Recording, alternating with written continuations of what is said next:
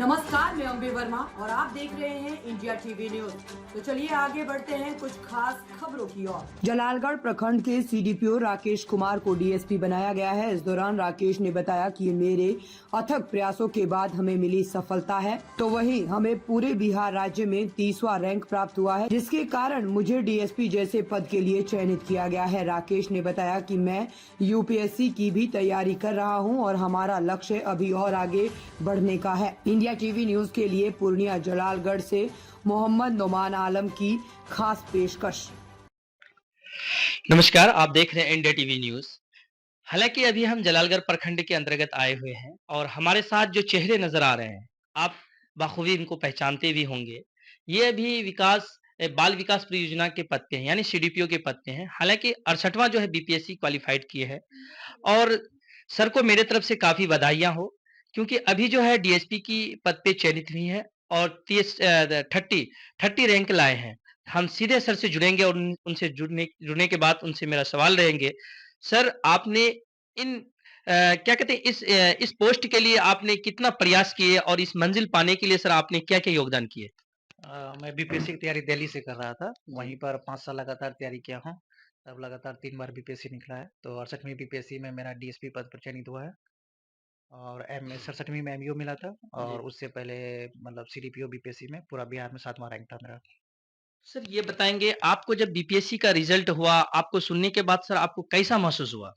बहुत अच्छा लगा था कि जब आपका ड्रीम पोस्ट जो आप बनना चाहते हैं, अगर वो आपको मिलेगा तो बहुत खुशी होती है जी, और उसके साथ-साथ माँ-बाप, भाई-बहन, सगा-संबंधी सारे जो अपने लोग हैं, जी। सबको खुशी होती है इस पोस्ट को लेके। सर ये बताएँगे आपने जलालगढ़ में कब से पोस्टेड हैं सीडीपीओ पद पे? जलालगढ़ में हम 4 जनवरी 2024 से पोस्टेड हैं अभी, यहीं पर अभी हैं।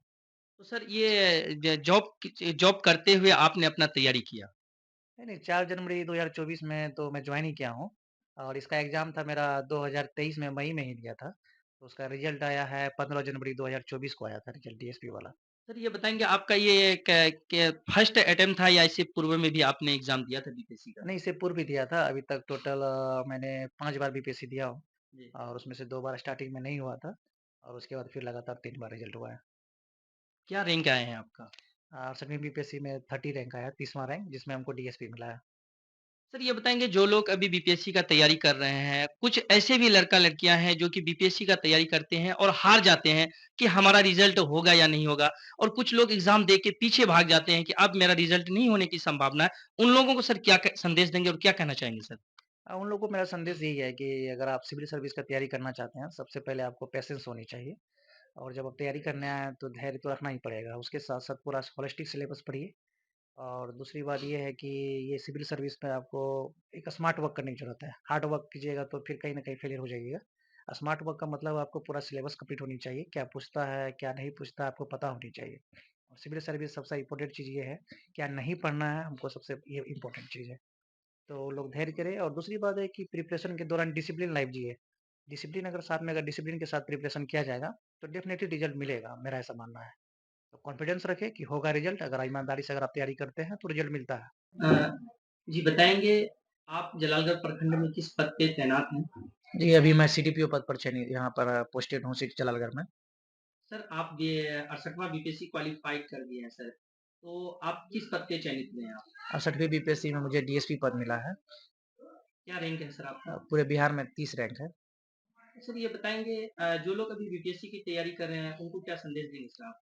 सबको मैं यही संदेश दूँगा कि डिसिप्लिन लाइफ के साथ आप तैयारी कीजिए। अगर आप ईमानदारी से मेहनत कीजिएगा, तो डेफ़िनिटली आपको रिज़ल्ट मिलेगा। हो सकता है समय लगे, धैर्य रखें और रिज़ल्ट हो जाएगा आपका। पॉज़िटिव रहिए कि रिज़ल्ट होना है आपका। सर ये आपका पहला ही अटेम्प्ट था सर? नहीं, नहीं, मैं अभी तक टोटल 5 अटेम्प्ट दिया हूँ बीपीएससी का। 2 बार स्टार्टिंग में नहीं हुआ था मेरा, उसके बाद लगातार 3 बार रिज़ल्ट हुआ है बीपीएससी में मेरा। तो सर किस-किस पोस्ट के लिए हुआ था सर आपका? पहले बीपीएससी सीडीपीओ का रिज़ल्ट आया था, पूरे बिहार में 7वां रैंक था। जी। उसके बाद 67वीं बीपीएससी में हमको नगर कार्यपालक पदाधिकारी मिला हुआ है, उसमें मेरा पूरा बिहार में 120 रैंक है और 68वीं में हमको डीएसपी पद मिला है, जिसमें मेरा 30 रैंक है। तो सर ये जो है कि इसका जैसे सर अभी आप एसपी पद पे मिले हैं और सर आपका सर मोटिवेट कैसा रहा सर? कितने घंटे सर आपने तैयारी किया है? मेरे हिसाब से आप घंटे देखिए पढ़ाई मत कीजिए, टारगेट बेस्ड पढ़ाई कीजिए कि आज आपको ये खत्म करना है तो खत्म कीजिए, चाहे आपको जी। जितना घंटा भी लगे। जब आप टारगेट बेस्ड पढ़ाई करते हैं, तो चीज़ें आपका मतलब क्लियर रहती है कि आज खत्म किया, आज अपने टारगेट भी पूरा किया। तो आपको एक पॉजिटिव वाइब्स आएगा कि यस हम कर रहे हैं तैयारी और मेरा तैयारी अच्छे से हो रहा है। तो सर ये बताएँगे सर जैसे कि आप जलालगढ़ के तो सर सीडीपीओ पद पे थे, अभी आप डीएसपी बन गए। तो कितना दिन हुआ था कि सर आपको यहाँ पोस्ट होने से जो कि आपको रिज़ल्ट मिला सर 68वां बीपीएससी का और ये पता चला सर कि आज मेरा 30 मतलब 30 रैंक 30 रैंक पूरा बिहार में आया है। 4 जनवरी 2024 को मैं यहाँ पर पोस्टेड हुआ हूँ और 15 जनवरी को मेरा डीएसपी वाला रिजल्ट आया हुआ है। हाँ, तो सर क्या मतलब अब यहाँ रहना है सर जलालगढ़ में कि चले जाना है? नहीं, डीएसपी तो जाना ही है, ये मेरा ड्रीम पोस्ट था, ठीक जी, है। जी, जी। तो तो मेरा सैनिक स्कूल से मैंने पढ़ाई की है, तो हमारे लिए वर्दी ही चाहिए हम लोग को। सर आपका पढ़ाई सर पहला कहाँ से था सर लास्ट कहाँ एंड हुआ सर आपका? मेरा स्कूलिंग सैनिक स्कूल से है, सैनिक स्कूल ग्वालपारा आसाम से है। उसके बाद मैंने बीटेक किया है पंजाब से, उसके बाद दिल्ली में रह के सिविल सर्विस का तैयारी कर रहा था। तो सर ये बताएँगे जो लोग अभी 69वां बीपीएससी की तैयारी कर रहे हैं, उनको क्या पढ़ना पड़ेंगे और कितने घंटा पढ़ने के लिए बीपीएससी के लिए और बीपीएससी निकालने के लिए कितना घंटा पढ़ना चाहिए सर? अभी 69 बीपीएससी का तो मेंस हो गया है, तो जी, उन लोग का इंटरव्यू का जो मेंस के बाद में इंटरव्यू होगा। जी। लेकिन 17वीं बीपीएससी, 70th बीपीएससी का अभी जी, एग्जाम आने वाला है, 30 सितंबर को होगा।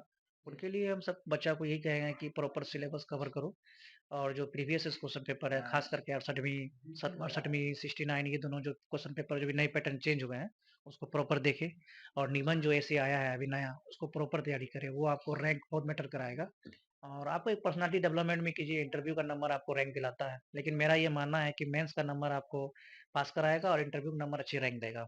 तो बच्चों को चाहिए कि कोई कोचिंग में जाके टेस्ट सीरीज दे।